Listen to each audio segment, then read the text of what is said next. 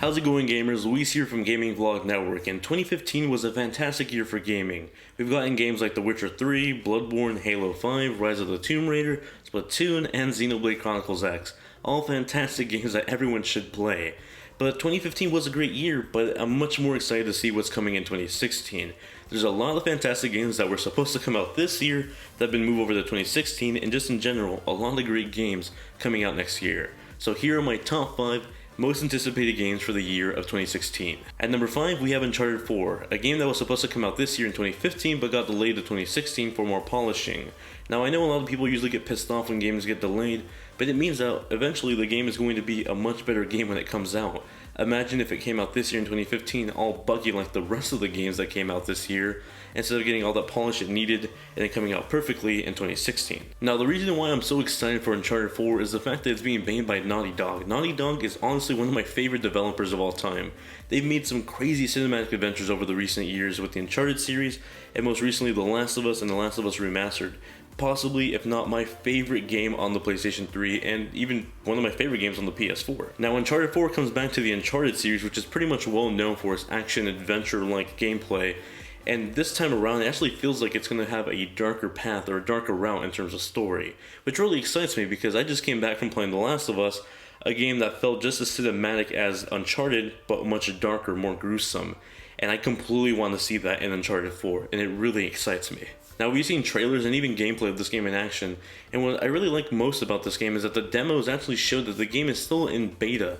There's things that go wrong in the demo, and they're doing it live in person when they play the game, and that's something that I truly respect and appreciate in terms of Naughty Dog showing off the game before it's even done. So if you own a PlayStation 4 or you're thinking about getting one, Uncharted 4 is definitely a game to look out for. At number 4, we have Final Fantasy 15, or Final Fantasy Versus 13, whatever you want to call it. Probably next year it'll be called something else. Now think about this, Final Fantasy 15 is about a decade old, and that game is still not done yet. The game started development back in 2005 for the PlayStation 3 under the name Final Fantasy Versus 13 or 13 Versus, and it never came out. It eventually switched development over to the PlayStation 4 and was titled Final Fantasy 15. Now, when Final Fantasy 15 was moved over to the PlayStation 4, Tetsuya Nomura, the creator of the Kingdom Hearts series, was directing the game, and eventually in the recent months he actually got off the project, gave the project to someone else, and is now working on Final Fantasy VII, the remake, as well as Kingdom Hearts 3.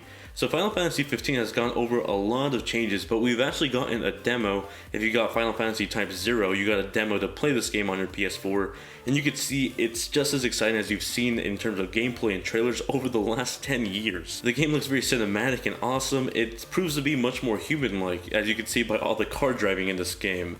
It looks exciting, and then the battle system is much more reminiscent of Kingdom Hearts in terms of being an action RPG and not a turn-based RPG. As a really big Kingdom Hearts fan that never really got into the Final Fantasy series, this really excites me about Final Fantasy 15 and even parts of Final Fantasy VII, the remake. Let's just hope that the game doesn't get delayed till 2017 and then gets dubbed Final Fantasy Versus 15. At number 3, we have an indie game coming out for Xbox One and PC next year, possibly one of the most beautifully designed games for next year in terms of design and animation, and that's Cupheads. Cupheads is a platformer slash shooter game where you play as a Cuphead, but the animation style is what really sells this game. It looks like you're playing an 80s Mickey Mouse cartoon. I got to play this game at E3 this year, and it's being developed by this team with 2 brothers in charge, and they got to explain to me how they managed to create this system and the effort that goes into making this animation style. For example, there's a specific demo I played at E3 where you're fighting a giant bird that's just flapping its wings over and over again, and it's hovering, while in the meantime it's sort of showing that you're going forward because a tower or a coliseum is spinning in the background. Now, the way the animation process works for this just single scene in the game is that people are drawing all the animation sprites by hand on paper and then scanning them into a computer to animate for the game. The Coliseum itself is actually a foam Coliseum that someone built by hand and is spinning slowly and then animating it into the background of the game. That single attention to detail itself was enough to get my interest in this game, and it looks beautiful. It's definitely a very challenging game, I'll tell you that, from playing it at E3. This game completely kicked my butt, but it did it so visually beautiful that I really want to go back and play it as soon as it comes out. At number 2, we have a game I didn't even expect to even care about until earlier this summer, and that's Unravel for PS4 and Xbox One, and I think PC. Unravel was announced at EA's E3 press conference earlier this year, and it touched my heart so significantly. After being completely bored of the FIFA and all the sport part of the EA press conference, I was there in person, and I was falling asleep. And then suddenly this guy comes out with a little yarny, hold on. This guy came out with a little doll like this, who looked absolutely adorable. The guy was nervous and shaking, and he showed us a trailer for his first game his studio was able to develop because EA was funding the project. And I absolutely fell in love with this game. Just seeing Yarny run across the garden or walk by a fast-moving car in the rain, I felt so emotionally attached to this guy, so much so that as soon as I got home from E3, I bought this guy on Etsy.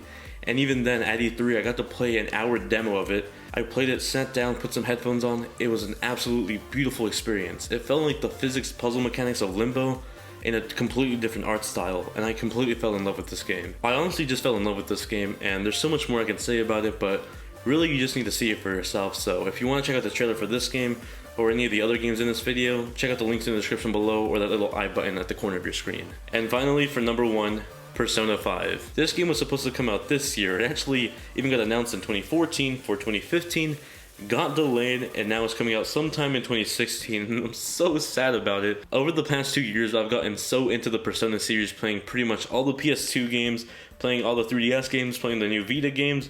I'm so invested into this series at this point. I don't even know if you can see it, but I even bought this Teddy plushie. Like, I'm absolutely hooked into this game series. For those of you that don't know too much about the series, the Persona series is a JRPG where, at least most recently, you start playing it as a kid in high school, and in Persona 4 you play as a kid that's pretty much solving mysteries with a bunch of friends, and in Persona 5 it's taking a much darker route where you're sort of a thief stealing people's hearts. The stories are so crazy yet immersive and entertaining, but all the relationship parts or the relationship sim parts of the game are really fun to interact with.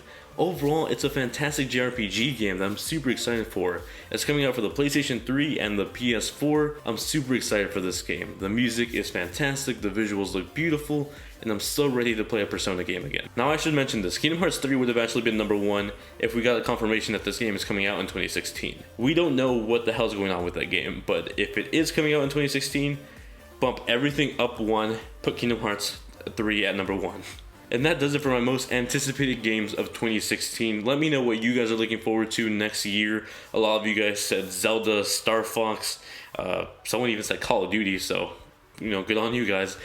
But let me know what you guys are excited for in the comment section below. If you want to keep up to date with me off of YouTube, like on social networks, or just ask a question, you can check out the links below to find my Twitter, my Facebook, my Instagram, my Snapchat, all that good stuff. And thank you all very much for watching, genuinely. It really means a lot to me. I really appreciate it.